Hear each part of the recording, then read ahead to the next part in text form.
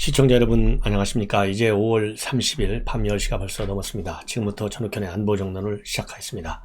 이번 시간에는요, 지금 현재 손실보상금이 지급되고 있는데요. 예상보다 빠른 속도로 진행이 되고 있고, 그리고 차질 없이 잘 진행이 되고 있다는 말씀을 드리고, 그 다음에 제가 조금 전에요, 아까 저녁 때쯤 해가지고, 무슨 보도를 해드렸냐면, 지금 대통령실에 특별감찰관 윤석열 대통령은 임명하지 않겠다. 그 이유인즉슨 뭐냐, 한동훈 장관의 인사검증 관리단이 설치되지 않습니까? 이런 것처럼 고위공직자 검증 문제도 이제 법무부로 넘어갔고, 그 다음에 더 큰 것은 민정비서관실이 없어진 거 아니냐. 그래서 제왕적 대통령제의 폐단인 대통령의 집중적인 권한 행사, 특히 사정권의 행사와 관련된 거, 이런 거를 안 하겠다는 건데, 그래서 민정수석실을 폐지하겠다고 했는데, 민정수석실 산하에 있던 특별감찰관 제도를 부활한다는 게 말이나 되느냐. 그래서 안 하겠다. 이렇게 나왔거든요, 보도가. 자, 그런데 이 보도를 전면 부인했습니다. 그래서 윤석열 대통령이 좀 굉장히 서운하다. 내 뜻이 그런 게 아닌데, 법치주의 차원에서 감찰관제는 반드시 부활시킨다라는 입장을 밝혔다라고 나오고 있어서 이 내용도 자세히 말씀드리고요. 이제 선거 T-1이 아니고 이제 내일 되면 T-1일이 되는데, 선거 끝나고 나면요, 사정 한파가 밀어붙여질 것으로 보입니다. 그래서 이러한 내용을 가지고 여러분께 집중적으로 보도해 드리겠는데요. 우선 손실보상금 지급 실태와 관련해서, 자, 오늘 말이죠, 오후 6시 기준으로 108만 471건이 신청이 됐는데, 첫날 신청 대상이요 161만 개 회사라고 합니다. 그래서 신청률은 첫날 67.1%입니다. 이 중에서요, 신청자의 89.2%, 즉 96만 4,096건, 총 5조 9,535억 원이 지급이 됐다. 그러니까 뭐 굉장히 신속하게 이루어지고 있는 거예요. 원래 오늘 정오부터 신청을 받으려고 했는데요, 2시간 전인 10시서부터 서버 테스트를 했는데, 그때 이미 신청이나 너무 많이 들어왔고, 그리고 이 서버가 지난해 문재인 정권 때는요, 다운되기도 했었는데, 이번에는 전혀 차질이 없이 서버가 완벽하게 운영이 됐다고 합니다. 작동이. 그래서 서버 안정성이 100%였기 때문에 10시 반부터 본격적으로 신청을 받기 시작해서 바로바로 지급이 됐다. 지금 이런 보도가 나오고 있어서요, 그야말로 천만다행이다. 그런데 지금 왜 나는 방역지원금을 받았는데 손실보전금은 지급을 안 해주느냐, 이런 불만도 있는데, 이번에는요, 국세청 기준이 말이죠, 국세청 신고 매출액을 기준으로 해서 소득이 얼마만큼 감소가 됐는지 이걸 보고서 대상을 나눈 거예요. 그렇기 때문에 손실보전금은 방역지원금하고 조금 다르다. 이 방역지원금하고 손실보전금하고요, 그러니까 소상공인에게 지급하는 일회성 지원금이 보전금입니다. 그래서 소상공인 지원법, 즉 손실보상법에 따라서 분기별로 지급하는 손실보상금하고는 차이가 있어요. 손실보전금하고 손실보상금하고는 차이가 있다는 점 여러분들께 말씀을 드립니다. 그래서 손실보전금은 기존의 방역지원금과 비슷한 성격의 일회성 지원금, 손실보상금은 이 분기별로 지급하는 이러한 지원금입니다. 자, 그리고 이렇게 굉장히 서두르는 것과 관련해서 일각에서는 이거 6월 1일 지방선거를 의식한 거 아니냐, 이렇게 비판도 하고 있는데요. 기본적으로 중기부에서는요, 어떻게 하면 이 손실지원금을 빠르게 지원할 수 있느냐, 그리고 신속하게 지원할 수 있냐, 딱 여기에만 초점을 맞췄다는 점을 말씀을 드리고, 그리고 추경이 통과되고 나면 이틀 정도 뒤에 지기 때문에 사실상 하루 정도는 빠른 거다. 그만큼 우리 윤석열 대통령도요, 추경 예산 야당이 동의하지 않은데 소상공인들, 자영업자들 지금 숨 넘어가는데 뭐 하고 있는 거냐, 빨리 해달라, 합의를 해달라, 통과시켜달라, 이렇게 요청했잖아요. 근데 국회에다가만 빨리 통과시켜달라고 하고 지급하는데 한 이틀 걸려버리면 사실상 무의미한 것이죠. 그렇기 때문에 국회 요청의 강도만큼 지급도 강도 있게 빠른 속도로 진행이 됐다, 이렇게 보시면 자연스러운 해석이 되지 않을까 생각이 듭니다. 자, 조금 전에 말씀을 드린 대로요, 오늘 대통령이 말이죠, 특별감찰관 임명하지 않는다, 이런 이 보도가 나왔어요. 이러한 이 보도가 나온 거를 이제 참모들로부터 보고를 받고, 이거 사실이 아니다, 그래서 굉장히 언짢아했다고 합니다. 그러면서요, 특별감찰관은 특별감찰관법에 따라서 국회가 추천하면 이 3명 추천하게 돼 있거든요. 대통령이 임명해야 하는 것이고, 그럼에도 대통령이 자의적으로 특별감찰관을 임명하느니 마느니 폐지하느니 마느니 이런 이야기가 나오는 데 대해서 윤석열 대통령은 어불성설이라는 반응을 보였다라고 지금 고위 측근 인사가 밝히고 있습니다. 그래서 분명히 특별감찰관 임명은 국회법에 따른 것이고 국회가 3명을 추천하면요. 그 가운데서 1명을 지명하고 지명받은 인물에 대해서는 국회가 인사청문회를 하도록 관련 법에 딱 명시되어 있어요. 그래서 이렇게 현행 법에 따라서 임명하게 되어 있는 것을 대통령이 임의로 자의적으로 임명하는 것은 말이 안 된다. 이런 취지의 입장문을 지금 윤석열 대통령이 밝혔습니다. 그래서 기본적으로요, 대통령 입장에서는 이런 특별감찰관 법이 존재하는데 이러한 현행 법을 무력화하는 것은 절대 말이 안 된다. 이렇게 입장을 밝혔고요.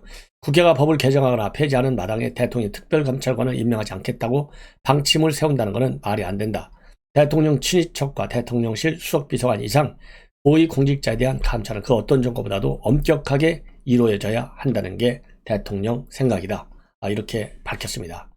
자, 본래는 제가 조금 전에 말씀을 드린 대로 특별감찰관 왜 임명하지 않았느냐, 민정수석실 없앤 이유가 뭐냐, 대통령실이 사정 컨트롤 타워 역할 하지 않겠다는 거다.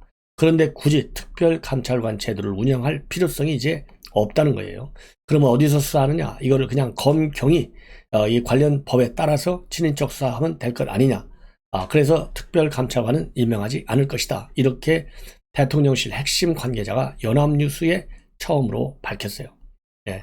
그래서 지금 이제 검수완박법도 시행이 되고 민정수석실도 폐지하고 대통령실의 사정 컨트롤 타워도 폐지되고 이런 이 수사 여건의 급격한 변경 때문에 특별감찰관제를 포함해서 권력형 비리를 발볼 세워날 수 있는 효과적인 시스템은 이제 별도로 구상 중에 있다. 이렇게 밝혔거든요. 자, 그리고 이제 이 관련 기자가 그러면 지난 정부와 달리 특별감찰관을 도입하지 않아도 될 여건이 충분히 마련되었다는 얘기냐, 이렇게 기자가 물으니까, 연합뉴스 기자가 물으니까 그렇게 받아들여도 될 것 같다라고까지 밝혔어요. 자, 이러한 이 언론 보도에 대해서 지금 윤석열 총장이 강력히 부인하고 또 서운하게 생각한다. 굉장히 좀 뭐라 그럴까요? 언짢아했다, 이런 얘기가 아니겠습니까? 더군다나 말이죠. 지금 연합뉴스 보도를 보면 대통령 본인이 특수수사에 대해서 누구보다도 잘 아는 특수통 검사인데 개별 사건에 대해서 관여하는 것 자체가 전과는 다른 차원의 파장을 일으킬 수 있다는 판단도 깔렸다는 분석이 제기된다. 예. 그래서 이 과거 대통령이 초법적 권한을 휘두른 배경에는 민정수석실의 폐악이 있었기 때문에 이제 대통령실 바깥 일은 각자가 알아서 하라는 것이다. 예. 그래서 이제 내부적인 기강 문제라든가 수석비서관 이상의 비위 의혹 이런 것들은 공직기강 비서실 안에서 비서실에서 자체 감찰하면 된다. 이렇게 알려졌었어요. 근데 이게 잘못된 보도라는 것입니다. 자, 이번에는요, 지금 조금 전에도 말씀을 드린 대로 이 특별감찰관 제도가 없어지는 것과 관련해서 그 중에 한 가지 이유가 인사정보관리단, 이게 청와대 민정에 없지 않느냐, 이게 법무부로 넘어갔지 않느냐, 이것도 이유 중에 하나로 되어 있는데요. 오늘 한동훈 장관은 이에 관련해서요, 입장문을 내놨어요. 바로 뭐냐, 오늘 오전에 대법원장을 예방을 했는데 그 예방을 앞두고 기자들한테 얘기를 했습니다. 뭐라고 얘기했느냐, 인사검증이라는 영역이 그동안에는 정치 권력의 내밀한 비밀 업무에 속했는데 그런 비밀 업무 영역에서 이제는 이 직업 공무원들이 늘 감시를 받으면서 통상적으로 수행하는 업무로 전환된다는 점, 이게 굉장히 의미 있는 진전이라는 겁니다. 자, 말이 되는 것이죠. 왜냐하면 그동안에 인사검증은 철저한 그 비밀 작업을 통해서 알려졌잖아요. 그러다 보니까 권력자의 권력 의지가 이 검증 과정에 개입될 수 있다는 것이죠. 그러다 보니까 이제 청문회 같은 데서 문제가 많음에도 불구하고 이 발탁에 대해서 청문 대상으로까지 오는데, 이런 거를 없애려면은 철저하게 직업 공무원들이 직업 윤리 그리고 전문성을 가지고 또 이 일반 공무원들이 하는 일은 감사원 감사를 철저히 받잖아요. 이런 감사까지 받는 일반 공무원들이 통상적인 업무의 일환으로서 하다 보면 훨씬 더 투명하고 공정하게 이루어질 수 있다. 이거가 얼마나 발전된 것이냐, 이렇게 입장을 지금 밝히고 있는 거예요. 그리고 또 이 법무부가 이 법관 검증하는 것에 대해서도 우려한다, 이런 질문에 대해서는요, 지금까지 인사검증이라는 업무에 대해서 책임자인 민정수석이나 공직기강 비서관에게 이런 질문을 해본 적이 있느냐. 그러니까 지금 법무장관이 이런 최고 법관까지도, 즉 헌재재판관, 대법관 검증을 하니까 나한테 물어보기라도 하지, 만약에 이 청와대에 있으면 이런 걸 물어봤겠느냐. 이 점에서도 발전된 것이다. 이렇게 해석하는 입장입니다. 그래서 인사검증 업무는 새롭게 만들어지는 업무가 아니다. 기존에 있었던 업무고 그 범위와 대상도 오직 헌법과 법률의 범위 내에서 진행되는 통상 업무다. 이러한 입장을 밝혔어요. 그러니까 한 장관이 오늘 기자들한테 밝힌 얘기는요. 인사검증 업무 투명하고 공정하게 직업 공무원에 의해서 그리고 이제 권력자가 있는 대통령실이 아니고 법무장관 휘하에서 이루어지기 때문에 그리고 범위와 대상은 법률에 의해서 다 정해졌기 때문에 훨씬 더 투명하고 깔끔하게 정리된다. 여기에 말하자면 이 사정적 성격의 인사검증 업무는 하지 아니한다.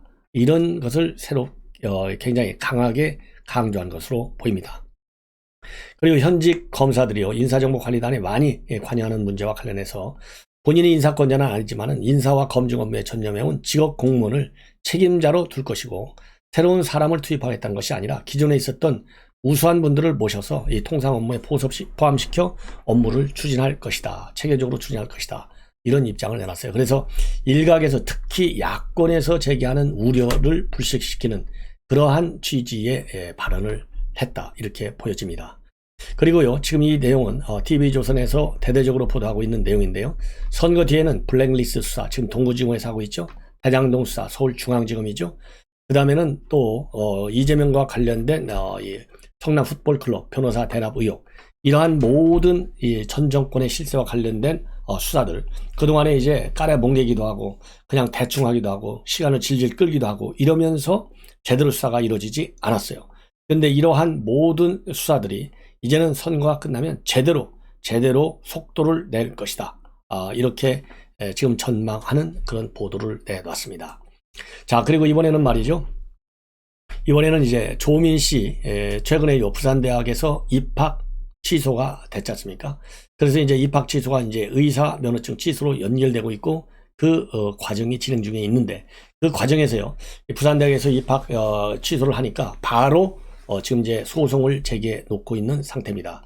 그리고 이제 입학 취소가 되니까 청문회를 비공개로 열은 바 있어요. 지난 4월 달에 부산대학에. 근데 이 청문회에 지금 이 조민 씨가 근무하는 병원에 동료 의사들 2명이서요 탄원서를 제출했습니다. 이 탄원서에서 뭐 아주 극찬하는 것이죠. 이 극찬하는 내용, 그러니까 아주 의사로서의 자격과 능력이 있고 열심히 한다, 이런 점을 강조했어요. 그리고 이러한 의견서는 파워포인트 형식의 문건으로 작성이 돼서 모두 28장을 슬라이드로 의견서를 만들어서 부산대학에 제출한 것으로 그렇게 알려졌습니다. 그래서 의견서는 이 파워포인트 형식의 28장 슬라이드로 되어 있고요. 그 다음에 이 탄원서도 동료 2분이 냈는데 이 탄원서 내용 핵심을 보면요. 누구보다도 의사라는 직업에 열정적이고 헌신적이고 소명의식을 갖고 있다. 그리고 심폐정지 상태의 환자에게 응급처치를 한 바 있는데 과장님, 환자의 맥박이 다시 촉지되기 시작합니다. 라는 회생신호를 최초로 보냈고 모든 의료진이 이를 통해서 안도의 한숨을 쉬었다. 그래서요. 이 아주 성실하게 의사로서의 진료 활동을 한 또 이 성공적 사례도 또 명기하고 있다고 합니다. 그리고 이제 의견서에서요. 지금 뭐라고 얘기되어 있냐면 정경심 교수 1, 2심 재파가 위조한 것으로 보는 핵심 문서가 바로 동양제 표창장인데 의견서에서요. 이 조민 씨 측에서는 정상적으로 발급됐다. 그래서 법원과는 정반대의 주장을 했습니다. 그런 논리에 따라서 조 씨 측은 부산대의 처분이 재량권을 일탈한 거고 재량권을 남용한 것이다. 이렇게 반박을 하고 있다고 합니다. 그리고요. 또 이 한일병원에 근무할 때 당시 병원 관계자들이 이 조민 씨의 인성, 업무 능력을 끊임없이 의심했지만은 지금은 의사로서 능력도 인정받고 좋은 협업관계도 가지게 됐다. 그리고 정말 많은 눈물과 노력이 있었으며 이런 노력이 부인되는 것은 조 씨의 인생에 치명적 상처를 주는 것이다. 이렇게 탄원서를 썼다고 합니다. 그리고 또 다른 이 동료 의사도요. 신경외과 스케줄이 끝난 뒤에도 병원에서 간혹 마주치는 조민 선생님의 모습은 치열하게 그리고 성실히 수련으로서의 역할을 수행하고 있었고 또 다른 동료는요. 처음 동료로서 조민 양을 맞이하게 되었을 때는 정치적인 이슈나 주변의 말들로 인해서 저 또한 약간의 걱정과 의기심이 있었는데 실제로 겪어보니까요. 필요한 지식, 소양 충분히 갖췄음을 느꼈다. 이러한 이 내용을 담았는데요. 자, 그래서 이 탄원서가 과연 얼마만큼 이 관련 심의에 반영이 됐는지 알 수는 없겠지만 결론적으로 보면 최종적으로 청문회 과정에서도 이러한 의견을 냈는데 부산대가 최종적으로 입학을 취소했거든요. 그렇기 때문에 실질적인 최종 입학 취소 결정에는 별다른 영향을 주지 않은 것으로, 못한 것으로 보여지는 대목이 되겠습니다. 자, 이번에는 말이죠. 이재명 후보 요즘 이제 공개 유세에서 비공개 유세로 방향이 바뀌었어요. 자, 그런데 지금 현재 온라인 커뮤니티하고 SNS에 이상한 영상이 나오고 있는데요. 바로 뭐냐? 유세 도중에 말이죠. 이재명 후보를 지지하는 여성 지지자가 이재명을 뽀뽀할 뻔했다. 즉 이재명 후보가 뽀뽀를 당할 뻔한 장면이 지금 온라인 선상에서 화제가 되고 있다고 합니다. 근데 이 여성은 한 중령 정도 되는 여성인데요. 갑자기 뭐라고 그럴까요? 사진 촬영 도중에 갑자기 마스크를 내리고 뽀뽀를 시도했고 이재명 후보는 이를 웃으면서 피했는데 해당 장면이 언제 어디서 촬영된 것인지는 지금 알려져 있지 않다고 합니다. 자, 이걸 갖다가요, 이재명 후보 측에서는 여성 지지자들이 크게 늘었고 이른바 그 과정에서 개딸이라는 지지그룹도 생겼고 이러다 보니까 인기가 너무 좋아서 발생한 해프닝이다, 이렇게 지금 보고 있다고 해요. 자, 그런데 제가 보기에 이거 인기가 좋아서 그러겠습니까? 원래 이 개딸들 지금 하는 거 보시면 여러분들 어떤 국민의 상식적 수준에서 지지를 하고 있는지 상당히 의심스러운 대목이 아닌가 싶어서 참 이거 이 지지자가 이 여성이 그냥 뭐 지지자라서 한다고 하는 언론 보도 우리가 뭐 그대로 따르기에는 좀 무리가 있을 수 있다. 예. 그리고 만약에 지지한다고 하면 점잖게 지지해야죠. 그거 백주 대낮에 또 일부러 말이죠. 마스크까지 내려가면서 기습적으로 뽀뽀를 하는 거, 이게 과연 성인이 할 일인가? 참 수준 이하의 후보의 수준 이하의 지지자의 행태가 아닌가, 이렇게 생각이 듭니다. 그리고 오늘 윤석열 대통령이 말이죠. 같은 지근거리에 있는 국방부와 합참 방문을 했어요. 이 자리에서 갑자기 이렇게 이사를 하게 돼서 참 미안하다. 그리고 또 그렇게 빠르게 또 이사를 하고 성실하게 근무를 하고 있는 것에 대해서는 굉장히 고맙게 생각한다. 이러한 이 입장을 밝혔고요. 그리고 국방부 장관, 그리고 국방부 차관, 그리고 합참 주요 간부들하고 악수를 나눴고요. 이 자리에서 대통령이 선물 하나 받았는데 공군 점퍼를 선물 받았다고 합니다. 20대 대통령 윤석열, 그리고 오른쪽에는, 그리고 왼쪽 가슴에는 대통령 표장이 달려 있었고, 윤석열 대통령은요, 이 점퍼를 선물 받으면서 본래 몸이 굉장히 커가지고 맞는 옷이 없어서 이태원에 가서 사입군을 하는데 이 옷은 굉장히 잘 맞다, 이렇게 해서 주변에서 굉장히 웃음이 터지기도 했고요. 딱 맞는 점퍼이기 때문에 앞으로 안보 상황이 엄중하거나 민방위 훈련할 때 이 옷을 자주 입도록 하겠다, 이렇게 밝히고요. 그리고 또 이 미흡한 점이 있는데 새로운 공간으로 이사를 해서 그런 거는 앞으로 잘 살펴서 불편함이 없도록 해주겠다. 그리고 지금 날로 우리 안보 상황은 굉장히 엄중해지고 있고 또 여러분께서 국가 안보를 위한 헌신이 없다면 우리 경제나 이런 모든 사회 활동도 제대로 이루어지기 어렵다면서 그만큼 국방과 안보태세 유지가 중요한 상황이라는 점을 굉장히 강조했다고 합니다. 시청자 여러분, 이렇게 해서요, 이 본 방송은 마무리하고 잠시 후에 바로 이어서 또 중요한 뉴스를 가지고 여러분들을 찾아뵙도록 하겠습니다. 대단히 고맙습니다.